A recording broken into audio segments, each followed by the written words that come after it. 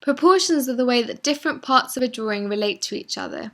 If you are drawing from a photograph, a way of making the proportions more accurate is to use the grid method. The grid method is when you draw an image using a grid. Artists use this method to help improve their drawing and observational skills. In this video, I'm making a drawing using the grid method. Draw it a grid on a piece of paper and draw the same grid over the image you want to reproduce. On both the plain paper and the image, I mark the left-hand sides with letters and the tops with numbers. I do this so that I can identify the square I'm drawing in.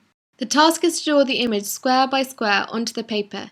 It's good to be methodical and start from the top left-hand corner and work your way across and down so that your hand doesn't smudge your drawing. I'm using the orange pieces of card to block out the other sections so that it's clear which square I'm in.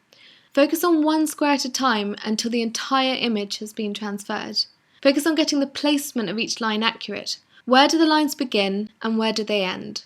Also, pay attention to where the lines cross over onto other squares. By focusing on one square at a time, you end up drawing what you actually see and not what you think you see. The person that I'm drawing in this demonstration is Chuck Close. Chuck Close is an artist who uses the grid method to make his paintings look photorealistic. Photorealistic means that his drawings look like photographs. Believe it or not, this image is not a photograph, it's a painting. Here it is with Alec Baldwin standing in front of it. As you can see, it's massive. In this photograph, he is painting his own face square by square.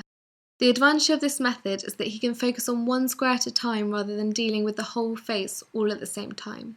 He's in a wheelchair because when he was young he got an injury in his spine which made him paralysed from the neck down. Luckily, he got a little movement back in his arm, so he strapped a paintbrush to his wrist and continued painting.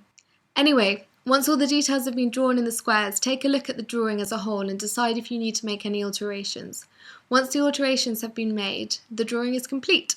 And that is how you make a drawing using the grid method.